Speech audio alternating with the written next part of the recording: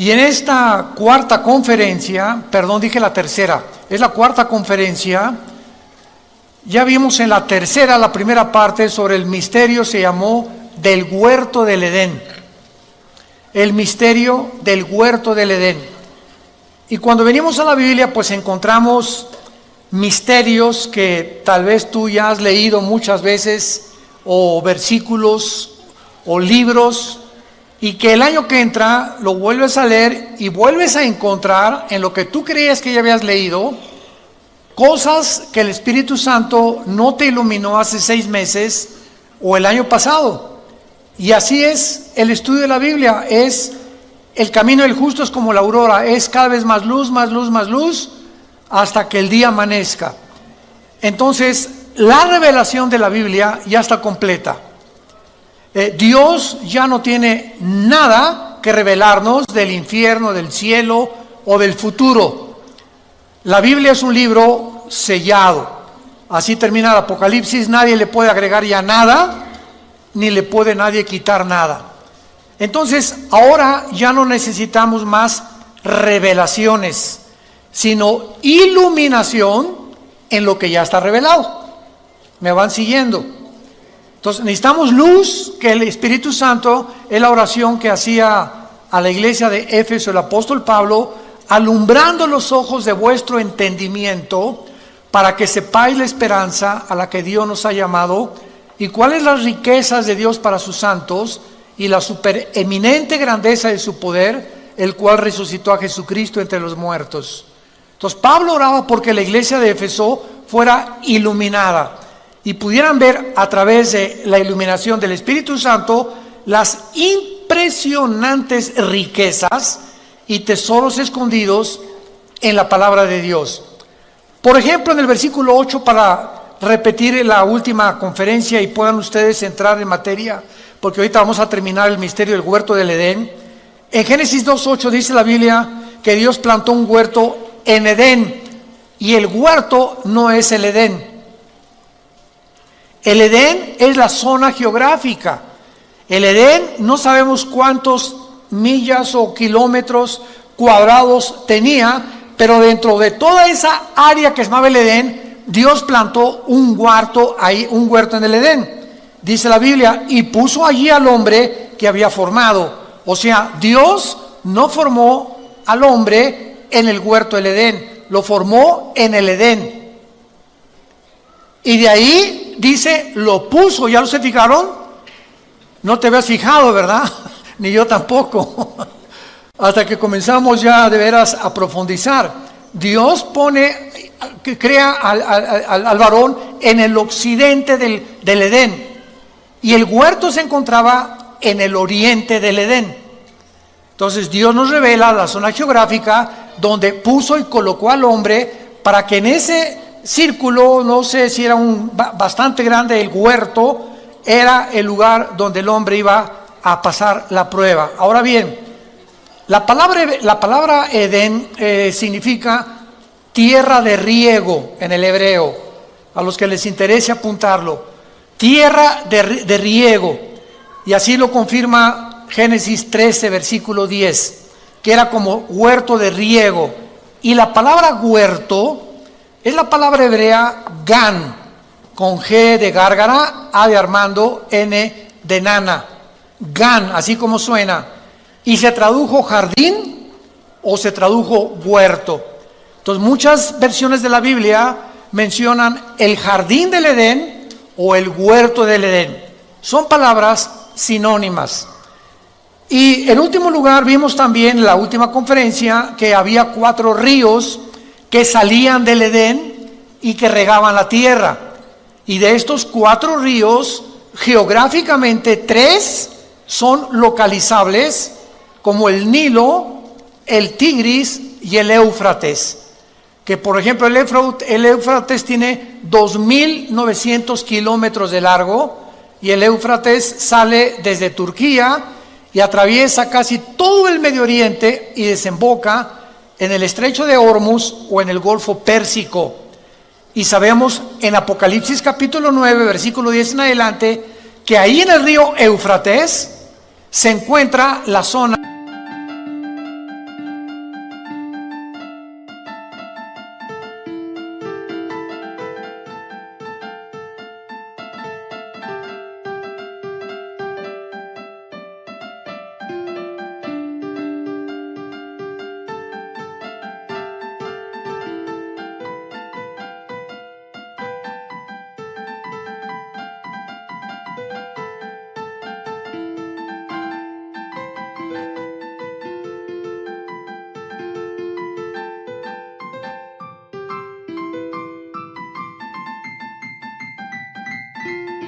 más grande de maldad del mundo entero. En esa zona geográfica, entre Siria, Irak e Israel, se encuentra una zona de maldad donde 4 ángeles están atados junto al río Éufrates, ángeles caídos esperando ser desatados para la batalla final del Armagedón y la tribulación que describe el Apocalipsis. Ahora bien, esto es muy interesante también, ¿verdad? Porque vemos que estos 4 ángeles, ¿por qué 4? Yo me preguntaba, ¿por qué son 4? Y esto es muy fácil de poder deducir. La Biblia nos revela que del libro de Daniel hasta que venga el anticristo, iban a surgir 4 imperios, y el quinto iba a ser el imperio del anticristo.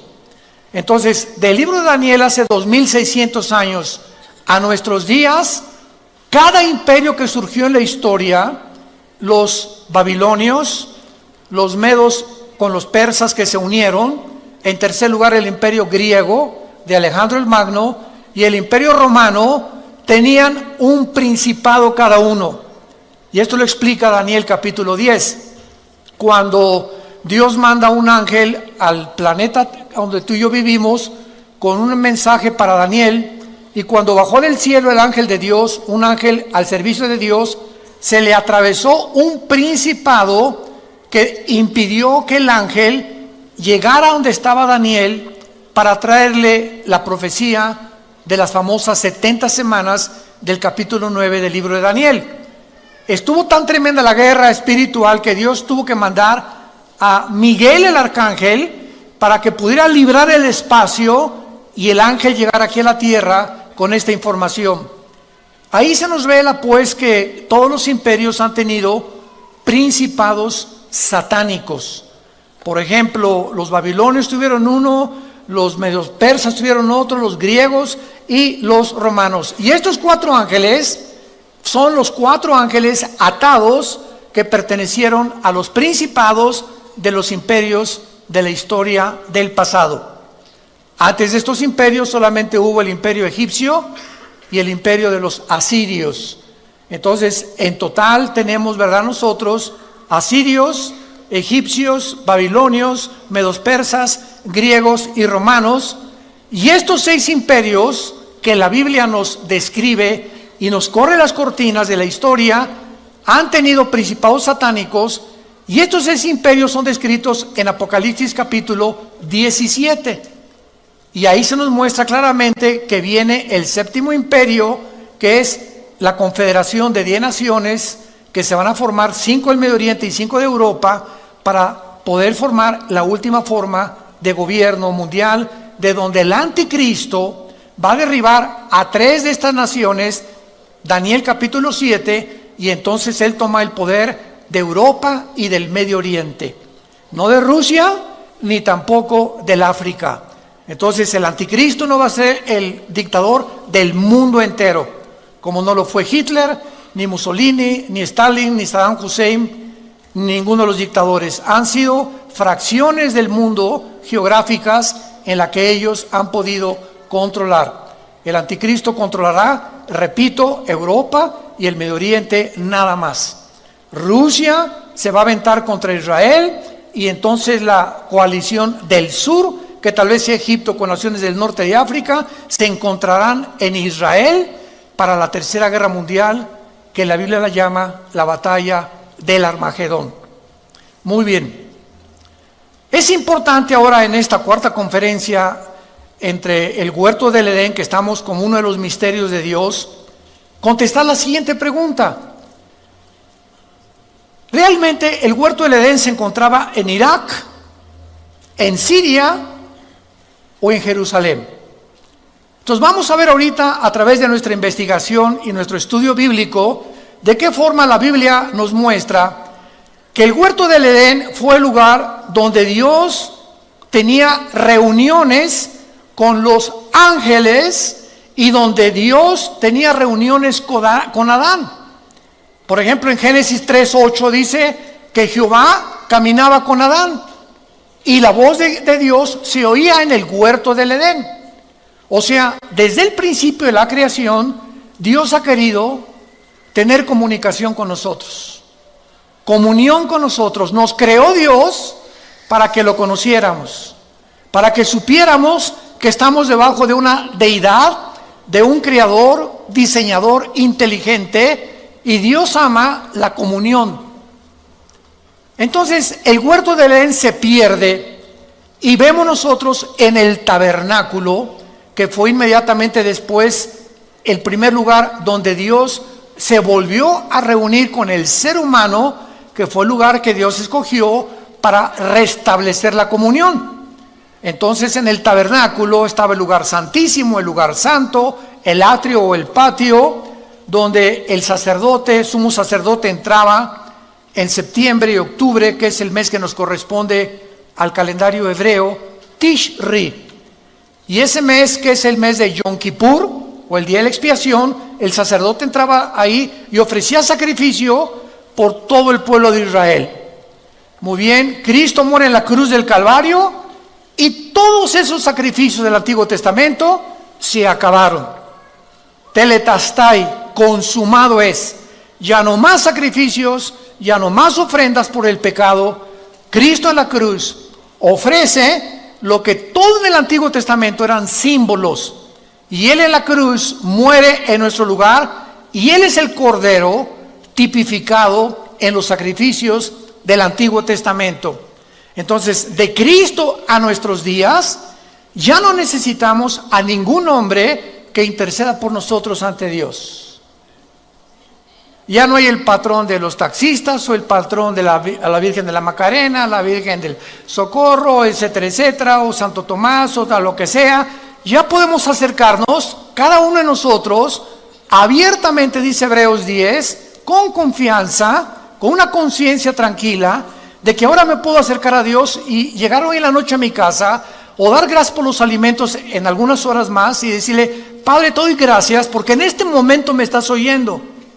No necesito pedirle a otra persona que interceda ante mí, porque ahora tenemos un solo mediador, un solo intercesor, que se llama Jesús. Y con su sangre y con un solo sacrificio nos hizo perfectos para siempre. Gloria a Dios. Muy bien. Entonces, muchos han colocado, ¿verdad?, el huerto del Edén en Israel. ¿Por qué? Porque Israel está situada, construida sobre un monte. Cuando ustedes vean la geografía de Israel, por cierto, estamos planeando ya, les avisamos, el año que entra nos vamos a Israel. A ver cuántos quieren inscribirse. Va a ser la primera semana de junio, si Dios quiere, del año que entra. Así que vamos a llevarnos a mucha gente, va a ser un viaje precioso. Allá alquilamos camiones, bueno, es impresionante la excursión, dura como una semana. Y Israel está construida sobre el monte de Sión. El monte de Sión. Y fue el rey David el que llegó ahí a Israel y declaró Jerusalén la capital de Israel. Entonces, por eso se le llama el monte de Sión. Y muchos teólogos creen que ahí en el monte de Sión, o sea Jerusalén, estaba el huerto del Edén. Otros han dicho, ¿verdad?, que estaba en Israel, otros que en Irak, etcétera, etcétera. Pero es interesante que, por ejemplo, ahorita en la ciudad de Jerusalén, cuando vayamos, vamos a recorrer Galilea, vamos a comer pescado increíble, ¿verdad, Marta? Se llama el pescado de San Pedro. Es un restaurante junto al mar de Galilea. Nunca en su vida ninguno de ustedes, y yo que me crié en Acapulco, ¿verdad?, y que conozco de mariscos, me encanta el guachinango así enterito, frito, al mojo de ajo. El pescado ahí de San Pedro es único, es un sabor que ningún pez en el mundo lo tiene, no sé por qué. Yo creo que están santificados esos peces, o quién sabe, ¿verdad? Y ahí nos agarró una tormenta la última vez que fuimos a Israel en el mar de Galilea, y supimos lo que era Jesús, ¿verdad? Y bueno, fue una experiencia maravillosa. Pero es increíble, ¿verdad?, cómo nosotros podemos ahí en Jerusalén darnos cuenta que está construida el domo de la roca. tuve cualquier foto de Jerusalén y hay un domo dorado. ¿Ok? ¿No lo han visto? Ahí resalta y se le llama también la mezquita de Omar. ¿Qué es ese domo dorado inmenso que se ve en Jerusalén? En el año 70 después de Cristo, el general Tito del Imperio Romano, hijo del emperador Vespasiano, llegó a Jerusalén y cumplió la profecía de Mateo 24, 3 y 4, que Jesucristo dijo: no quedará este templo tan precioso que reconstruyó el rey Herodes, no quedará piedra sobre piedra. Pues 70 años después llega Tito y arrasa Jerusalén y no quedó piedra sobre piedra.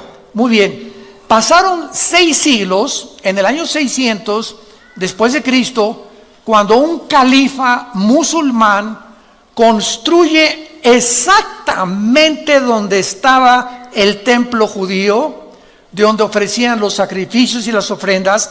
Ahí encima construyen la mezquita de Omar y el domo de la roca. En otras palabras, debajo de ese domo se encuentra el templo judío. Y esta es la razón por la cual los judíos no han podido reconstruir su templo, aunque ya tienen casi todo el mobiliario y todos los instrumentos que se usaban, pero ellos dicen que tendrían que derribar la mezquita de Omar o destruir el domo de la roca. Si lo hacen, se viene una guerra impresionante en Israel, porque imagínense nada más, es un lugar santo y sagrado para los musulmanes. Entonces, ¿cómo va a ser reconstruido este templo? No lo sabemos. Tal vez va a haber un terremoto, la invasión de Rusia e Irán, que está próxima ya contra Israel. Algo va a suceder, pero los judíos necesitan ese lugar para reconstruir su templo. Entonces, esta es la razón por la cual es un lugar santo. Y es interesante que en la puerta norte de esta mezquita, cuando vayamos a Israel lo vamos a ver, o lo puedes ver en los libros de historia, se le llama la puerta del paraíso. Así le pusieron en árabe, Ba'aj Jiná. Y en el piso enfrente de esta puerta hay una piedra de color jaspe, verde, como de medio metro cuadrado, que los musulmanes le llaman la piedra del Edén. Entonces vamos a ver muchas cosas que son interesantes, tanto en la arqueología como en la historia, que apuntan sin lugar a dudas que el huerto del Edén efectivamente se encontró en la ciudad de Jerusalén, porque ahí comenzó la humanidad. Ahí fue donde Abraham, de una forma tipológica, iba a sacrificar a Isaías, a su hijo Isaac, que era el tipo del Cordero de Dios. Ahí en Jerusalén Jesús vivió, murió, fue enterrado, resucitó. En Jerusalén ascendió hacia el cielo y en Jerusalén terminará la humanidad. Por eso les digo, apúrense, vámonos antes que se acabe todo. Ahí va a acabar la humanidad, de acuerdo a la Biblia. Zacarías 12, del 2 al 3, dice en Zacarías 12, capítulo 2, versículos 2 y 3, que Jerusalén se va a convertir en una piedra pesada para los pueblos que se congreguen en contra de ella, en el día en que Dios vaya a permitir que las naciones sitien a Jerusalén y venga la guerra del Armagedón, Apocalipsis 16, del 10 en adelante. Muy bien, ahora vamos a ver el terreno espiritual. Sabiendo que la ciudad de Jerusalén, todos estos antecedentes nos van a ayudar a llevar a una conclusión lógica, histórica y teológica. Sabiendo que la ciudad de Jerusalén es el centro del conflicto espiritual de los siglos, es lógico que ahí se lleve la Tercera Guerra Mundial, la batalla del Armagedón. Veamos algunos pasajes en la Biblia, por ejemplo, en el libro de Joel capítulo 3, versículos del 9 en adelante. Con cuántos detalles se describe la Tercera Guerra Mundial. La buena noticia es que ya no vamos a estar aquí nosotros. Eso está garantizado 100%. Y dice así, Joel capítulo 3, versículo 9 en adelante. Proclamad esto entre las naciones, proclamad guerra, despierten a los valientes, acérquense, vengan todos los hombres de guerra. Forjen espadas de vuestros asadones, lanzas de sus hoces, diga el débil, fuerte soy. Júntense y vengan, naciones todas de alrededor, y congréguense, hagan venir allí, oh Jehová, a tus fuertes.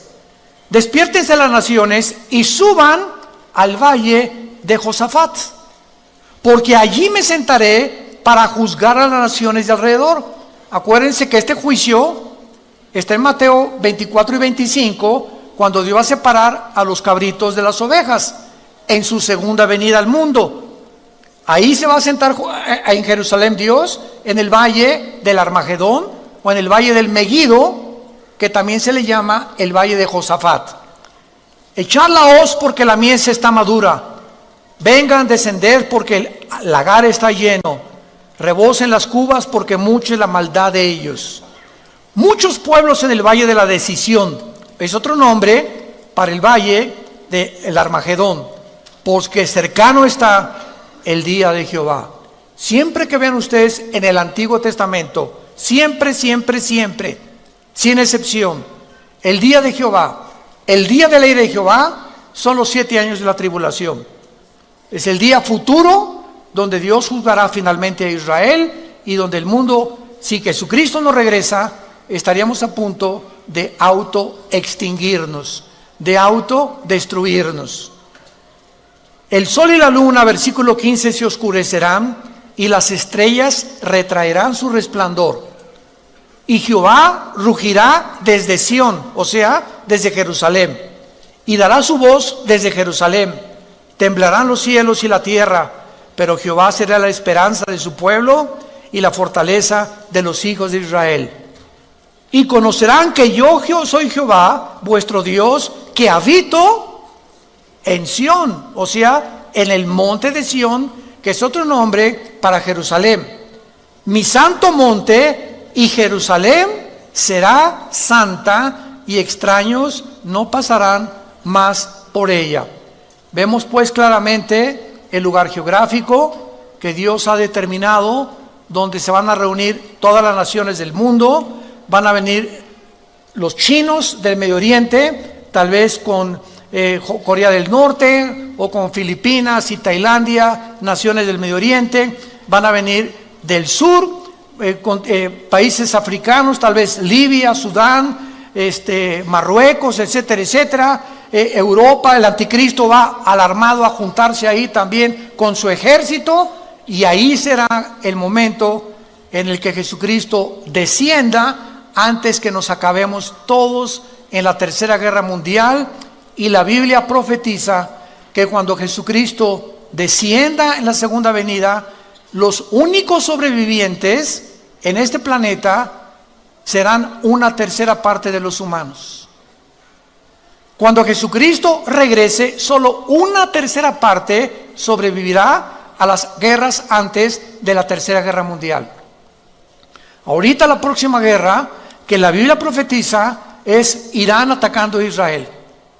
Qué interesante que ya hace 2-3 semanas hay una tensión tremenda entre Irán y Estados Unidos.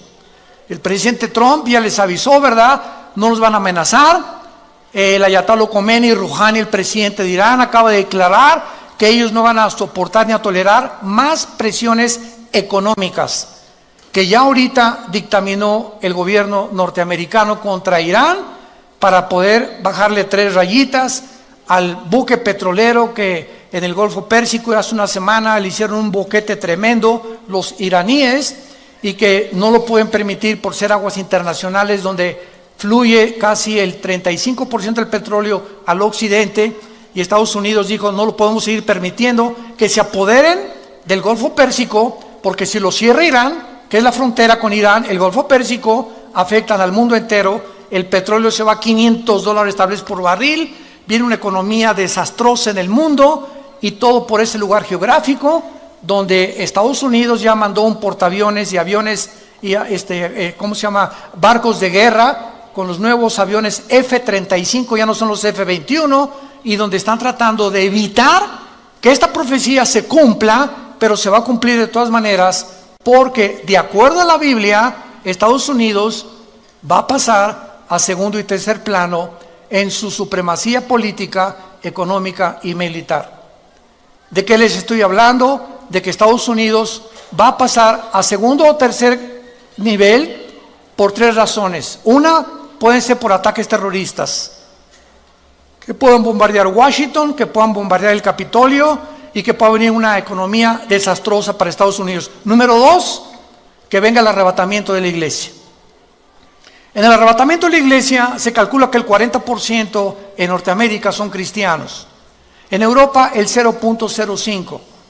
Así que cuando venga el rapto de la iglesia, los europeos ni se van a dar color, como dicen los muchachos, ¿verdad? Ni en cuenta, porque pues ya el cristianismo es impresionante. El ateísmo y el racionalismo francés y alemán predomina completamente en Europa desde hace 50 años aproximadamente. Y en tercer lugar, la deuda externa de Estados Unidos alcanza ahorita los 23 trillones de dólares. 23 trillones de dólares. ¿Saben ustedes, para que tengan idea, cuánto es un trillón de dólares? Si tú comienzas a contar un dólar de aquí a 250 años, no alcanzas a contar un trillón de dólares. Para que lo compares con lo que tienes en el cochinito en tu casa, en nuestra alcancía. Entonces, Estados Unidos no puede permanecer. Ahora bien, en el momento en que algo sucede en Estados Unidos, en esta época que estamos viendo, no sabemos cuándo, en ese momento Rusia aparece en las profecías de la Biblia con China y con Irán. Ezequiel capítulo 38 del 1 al 6. Irán aparece con el nombre en la Biblia de Persia. Y Persia se le cambió el nombre a Irán en 1935, a la República Islámica de Irán. Entonces vemos nosotros que cuando venimos a la Biblia, no es un libro de leyendas, como dice la gente, ni Aladino en el País de las Maravillas. La Biblia está respaldada por la arqueología, por la paleontología, por la antropología, por la química, por la genética, por la biología, por la física, por cualquier disciplina que tú me quieras mencionar y cualquier persona que se atreva. Es un libro hecho por hombres y está lleno de contradicciones. Siempre la pregunta es, ¿ya lo leíste? Cabeza ¿de qué le decimos? Para no decir ya nada, ¿verdad? De aguacate me dijeron. Bueno, por favor, entonces estamos en un mundo donde la gente está comenzando a hablar cosas sin sentido y donde los medios de comunicación están propagando cosas espantosas. ¿Por qué? Porque para que lleguemos al punto que la Biblia profetizó, antes de que nosotros naciéramos y antes de que pudiéramos comprender que los profetas hebreos hablaron al pie de la letra todo lo que profetizaron, el mundo tiene que llegar, escúcheme con mucho cuidado, a la destrucción de la familia. Tenemos que decir que hay una luz y la iglesia es la luz. No hay nadie más que la iglesia cristiana como la luz del mundo. Tenemos que alumbrar y tenemos que ayudar a tanta gente que están autodestruyéndose por una mala información. Muy bien, veamos en Éxodo capítulo 25 de qué forma en el huerto del Edén o en el jardín del Edén, pues era un lugar geográfico con plantas, con manzanas, con frutas, etcétera, etcétera. Y nos quedamos en la que Dios tenía su comunión ahí con el ser humano y el intento de Dios de restablecer la comunión con nosotros y decirnos ¿cuál es el camino? Hizo el tabernáculo Moisés. Y el tabernáculo tenía dentro un menorá. Era como una lámpara de 7 brazos que representaba el huerto del Edén. El menorá representaba el huerto del Edén. Y veámoslo por qué. en Éxodo 25, dice en el versículo 31 en adelante, cuando se ordena hacer las piezas del tabernáculo, pongan mucha atención y concéntrense en esto que es maravilloso. Harás también un candelero de oro puro, labrado a martillo, se hará el candelero en pie, su caña. ¿Qué es una caña? Es el tronco. Sus copas, que son las copas de las flores, sus manzanas y sus flores serán de lo mismo. ¿Habías notado eso? Que cada uno de los pilotes del candelero simbolizaban árboles, hablando de los árboles que tenemos aquí adentro, las neuronas. Vean ustedes a continuación, saldrán 6 brazos de sus lados, 3 brazos del candelero a un lado, 3 brazos del otro, 3 copas en forma de flor de almendro, una manzana y una flor, 3 copas en flor de almendro, en forma de flor de almendro, otro brazo, una manzana, una flor, así en los brazos que salen del candelero. Vemos nosotros que el candelero, que era la luz, era la forma en la que Dios estaba comunicándonos. Los expulsé del huerto del Edén, el jardín que les preparé porque les amo, y quiero decirles a ustedes, en la construcción del candelero, que no me he olvidado de ustedes. Les doy la representación del candelero ahora dentro del tabernáculo, para que puedan ustedes en su corazón recordar que soy un Dios que te ha amado con amor eterno y que no me he olvidado de ti. Cuando alguien se olvida de Dios, eres tú. Dios nunca se olvida de nosotros. Cuando alguien abandona a Dios, eres tú, no es Dios el que nos abandona. Dios nos dice: estaré contigo, no temas, nunca te dejaré ni te desampararé. Cuando sentimos que Dios nos ha abandonado, no es Él que nos ha abandonado, somos nosotros. Y al aislarnos de Dios, comenzamos a sentir el coraje. Cuando nosotros somos los que culpables de perder la comunión con Él en la Biblia, y lo comenzamos a culpar de lo que nos está atravesando. Ya Dios nos pitó, ya me olvidó. Doña Chole, ahí está en el hospital. Ay, hermano pastor, nadie me ha visitado en el hospital. Me acaban de comunicar que tengo cáncer. Ya Dios me abandonó. Doña Chole, cuando Jesús moría en la cruz, ¿dónde estaba Dios? Podríamos decir, fue lo que dijeron los fariseos. ¿Cómo es posible, y los griegos, que este hombre se diga hijo de Dios? Si fuera hijo de Dios, Dios haría algo por él. Sin embargo, detrás de esa cruz y de ese sacrificio y de ese guiñapo humano en el que el Hijo de Dios se convirtió, se encontraba la sabiduría de Dios, el poder y el amor de Dios. Pero ¿cómo se podría interpretar así cuando un hombre ensangrentado moría en la cruz? Porque los pensamientos de Dios no son nuestros pensamientos, ni sus caminos son nuestros caminos. ¿Tú quieres con tu mente intelectual tratar de comprender a Dios? ¿Y quieres que Él piense como tú piensas? Es que si yo fuera Dios no haría esto. Y si yo permitiera a Dios, yo pensaría de otra manera. Claro que sí, cerebro de caracol y de chapulín. Esa es la soberbia intelectual que nos hace bajar a Dios y colocarlo en el banquillo de los acusados y convertirnos en abogados acusadores, en fiscales de Dios. Ahora tú contéstame, Dios, ¿por qué hiciste esto? ¿Por qué hiciste aquello? Cerebro de aguacate.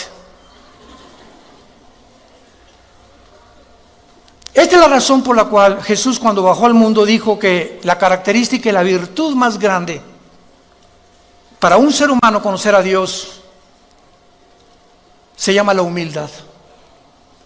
La humildad. Y la humildad no es, hermanito, ¿cómo está? Y andar con guarachitos y eso de que los pobres son humildes. ¿De dónde sacaron eso? Eso no es bíblico. La persona humilde, de acuerdo a la Biblia, es la persona que reconoce su incapacidad de gobernar su vida, ni su matrimonio, ni sus hijos, ni su negocio, que tiene necesidad de alguien más, que lo saque del hoyo donde nos encontrábamos muchos de nosotros, de las tinieblas que cubrían nuestra mente hace muchos años para muchos de nosotros, que venga un rayo de luz y que nos muestre que existe otro mundo y que hay esperanza y que podemos vivir mejor, y ese reconocimiento se llama humildad. Porque hasta que tú no reconoces una entidad espiritual superior a ti, nunca conocerás la verdad. Te vas a meter en una cárcel intelectual donde yo soy escéptico, agnóstico, o ateo, o humanista, o materialista, o darwinianista, o evolucionista, y ahí te encierras. Y jamás saldrás de esa prisión, porque Jesús vino a abrirnos las puertas de la prisión, a darle libertad a los cautivos, vista a los ciegos, dirección y camino a los humildes de corazón. Vemos nosotros pues aquí en esta descripción maravillosa de Éxodo 25, en el versículo 34, y en la caña central del candelero 4 copas en forma de flor de almendro. Otra vez flores, manzanas y flores. Habrá una manzana debajo de los brazos del mismo, etcétera, etcétera. Y en todo esto, ¿qué se está simbolizando? Un jardín. ¿Qué jardín? El jardín del Edén. El paraíso donde Dios colocó a la primer pareja de seres humanos para probarlos y para mostrarnos que aun cuando quedamos mal con Él y le hemos rechazado y hemos querido hacer nuestras propias leyes y nuestro propio código de conducta y de moral, Dios se acuerda de nosotros. Muchos de ustedes que nos oyen por la televisión y los medios masivos de comunicación, los que han venido aquí en la asistencia, no has venido por coincidencia. Quiero decírtelo de una vez. Tú no has venido aquí a escuchar a un hombre, has venido a escuchar lo que la Biblia dice acerca de tu vida, de mi vida y del futuro. Y has venido a escuchar dónde se encuentra la medicina para que salgas del hoyo donde te encuentras. Hace muchos años dicen que un hombre se encontraba en un pozo. Y pasó un hombre y le dijo: ahí te va estas reglas de ética, léelas. Y luego pasó otro hombre y le dijo, le sobó la cabecita y le dijo: te deseo lo mejor, que salgas pronto. Y pasó un tercer hombre y le dio la mano y lo sacó del pozo. El primer hombre fue Confucio, el segundo hombre fue Buda y el tercer hombre fue Jesús. De todos los líderes religiosos que ha habido en el pasado, Él es el único que nos vino a sacar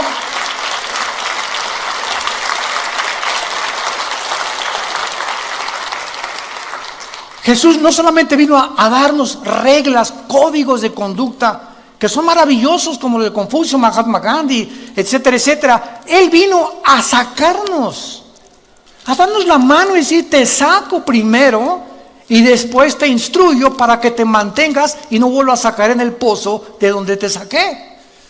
Esa es la diferencia entre las religiones y el cristianismo. Las religiones son códigos: y haz esto, y no fumes, y no tomes café, y camina miércoles de ceniza, peregrinaciones, ritos, ceremonias, liturgias. Y Jesús es la gracia que se nos da, que no la merecemos, para vivir para Él sin que hayamos hecho nunca nada bueno. Esa es la gracia.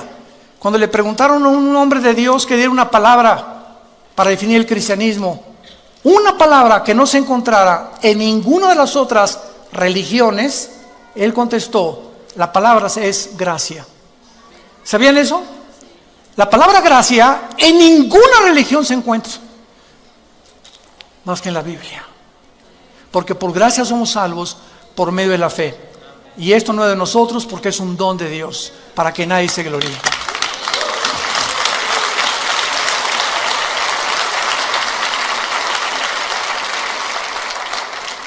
Ahora, veamos la supremacía de Jerusalén en la Biblia también y a través de la historia, y pensemos seriamente en esto.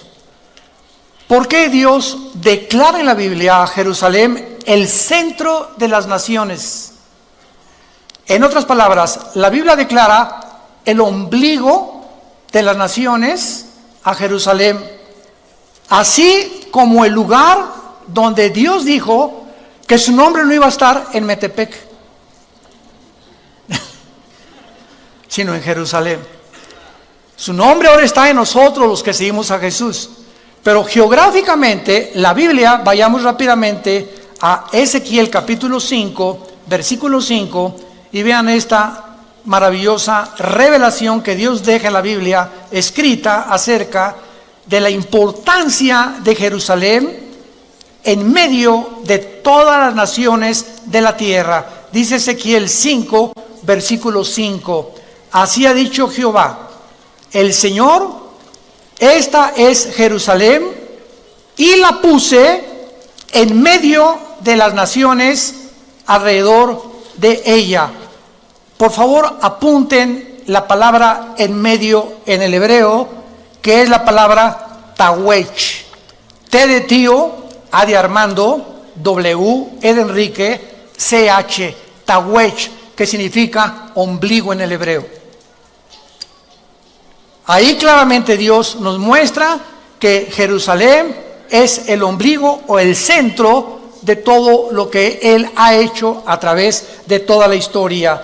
Y además, vayamos rápidamente al libro de Apocalipsis, al final de la Biblia, en el capítulo 22, nos revela, al acabar la Biblia, un huerto del Edén establecido al final de los tiempos otra vez. En otras palabras, lo que el hombre fracasó al principio de la humanidad en el libro del Génesis, la Biblia termina todos nosotros regresando con nuestra Eva y ustedes con su Adán.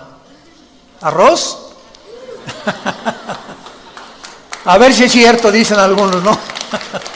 Y mi esposa ya no estará tan gordita como usted, hermano. Y para cerrar Rambo, mi esposo, en aquel tiempo, miren, todas estas cosas, ni te preocupes cómo se van a parecer, porque si en el momento en que nosotros estemos viviendo en el milenio, en el nuevo jardín del Edén, que es el reino milenial de Jesucristo, es en lo menos en lo que te vas a ver. Ya no vamos a ser tantos atraídos por el físico, sino por la espiritualidad en la que podemos vernos a nosotros, no como objetos sexuales o como objetos que anhelamos o como pasiones, sino algo mucho más profundo que es la atracción espiritual. Ahorita, ¿qué es lo que predomina en el mundo? Las pasiones sexuales.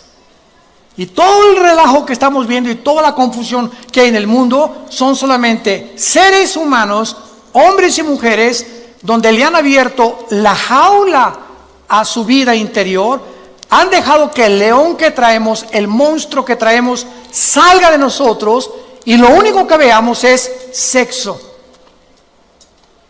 Sexo, es nada más sexo. Ya no importa tener hijos, ¿verdad? No me importa no tener hijos, sino simplemente es que es el nuevo amor. Cuando ni siquiera la palabra amor se puede definir por los seres humanos. Porque en 1 Juan capítulo 4 dice la Biblia que Dios es amor. Pero ese amor de Dios no es el amor eros, no es el amor fileos, es el amor ágape, que es el amor incondicional, sacrificial, que respeta nuestro género. Qué tremenda, qué cosa más tremenda, ¿no? Y ya no oímos en la televisión, pero es que nos amamos, no saben ni lo que es, no saben lo que estás diciendo. Definen por favor el amor. Pues la atracción se parece a Travolta, yo me parezco a otro artista de televisión, ¿verdad? Y pues somos atraídos o mujeres. Entonces es la confusión que vivimos, porque ya no sabemos ni qué estamos por lo que siendo atraídos, ni por qué a fuerza interior nos está robando nuestra identidad, porque vivimos en ese mundo de confusión. Y veamos nosotros al final de la historia, en el capítulo 22 del Apocalipsis, versículo 1 al 3, ¿cómo termina la Biblia? Después me mostró un río limpio de agua de vida, resplandeciente como cristal, que salía del trono de Dios y del Cordero. En medio de la calle de la ciudad, y a uno y otro lado del río, estaba, ¿qué? ¿Y en dónde se habla del árbol de la vida? En Génesis capítulo 2, que es el símbolo de Jesús. Él es Jesús, el árbol de la vida, que produce otra vez frutos, dada cada mes su fruto, hojas, árboles, fruto, árboles, para la sanidad de las naciones, y no habrá más maldición. Y el trono de Dios y del Cordero estará en ella, y sus siervos le servirán. La última revelación de la Biblia es la siguiente, que nos funde los fusibles. Dios habitaba primero en la eternidad. En la eternidad no hay tiempo. La eternidad, cuando Einstein postuló el tiempo como una forma de la cuarta dimensión, vemos nosotros que el tiempo tuvo un inicio. Génesis 1, en la materia y el espacio tuvieron un inicio físicamente, cuantitativamente y cuánticamente, y vemos nosotros que ese espacio, materia y tiempo donde nosotros vivimos ahorita se va a terminar. Y cuando Dios creó el tiempo, la materia y el espacio, Él vivía en la eternidad, hizo un tercer cielo para Él habitar ahí. 2 Corintios capítulo 12 del 1 al 3, hizo un segundo cielo, que es el segundo cósmico que vemos. Hizo el primer cielo, donde tú y yo habitamos, que es de la atmósfera hacia abajo. Y la revelación que la Biblia nos da es la siguiente: Dios habitaba en la eternidad, después bajó a un tercer cielo, y en el milenio Dios va a bajar de su tercer cielo, donde está su trono, y su trono ahora va a estar en la ciudad de Jerusalén. Ahí va a estar Dios gobernando el nuevo universo y los nuevos cielos y las nuevas tierras que va a crear desde este insignificante, pequeñísimo planeta Tierra donde tú y yo vivimos. El creador de los cielos y la tierra bajará y se sentará y tendremos acceso a Él, como ahorita lo tenemos a través de la oración en el Espíritu, y físicamente nosotros seremos enviados. No sé cuántas galaxias o cuántos mundos va Dios mandar, pero somos nosotros la insignificante iglesia, que somos menores que los ángeles ahorita en sabiduría y en poder, que nosotros vamos a ser puestos arriba de los ángeles.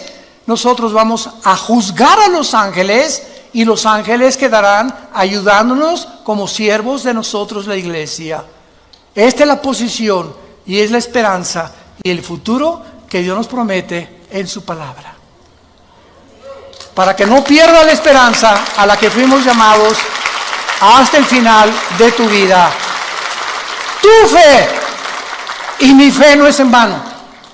No es en vano haber confiado en el Hijo de Dios, en el único que nos ha dicho: yo soy el camino, la verdad y la vida. Síguelo hasta el final de tu vida. No desmayes, no te desanimes. Levanta tus alas como las águilas, porque Él te dará nuevas fuerzas. Y si tú has venido en este momento desanimado, desilusionado de tantas cosas, el mundo, en el basurero que nos rodea, porque el mundo está oliendo ya a putrefacción, ya por todos huele a putrefacción, ya amenazas de guerra en la economía, moral, degeneración, perversiones. Esto se va a acabar pronto. Él viene por nosotros, y en ese día sabrás que valió la pena confiar en el Hijo de Dios.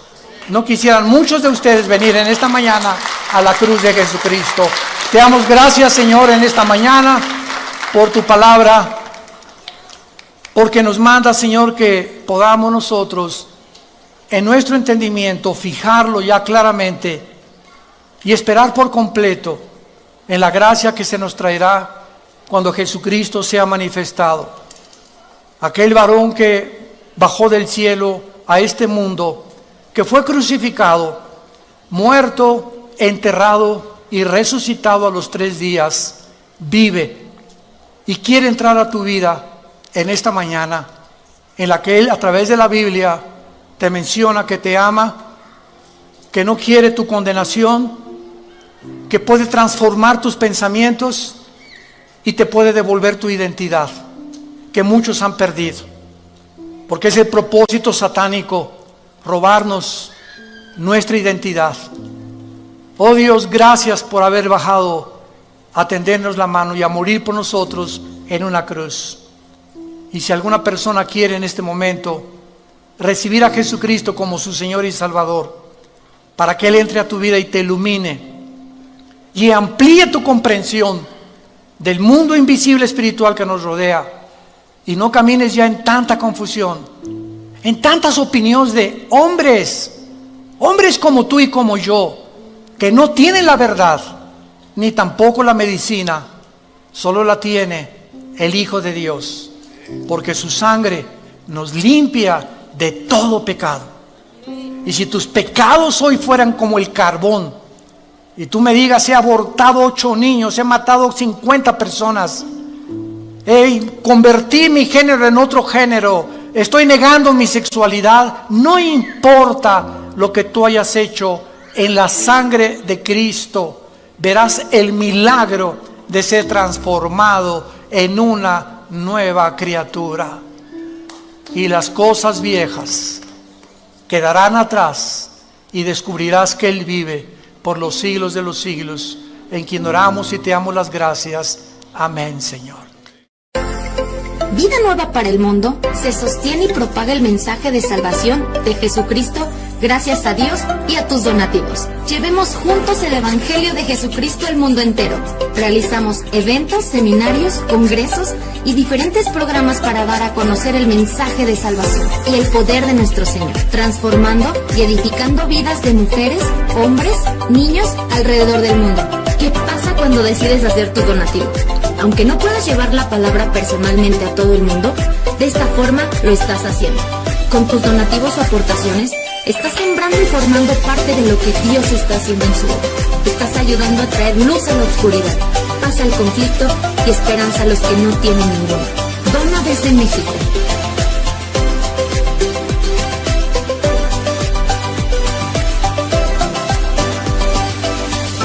Dona desde Estados Unidos.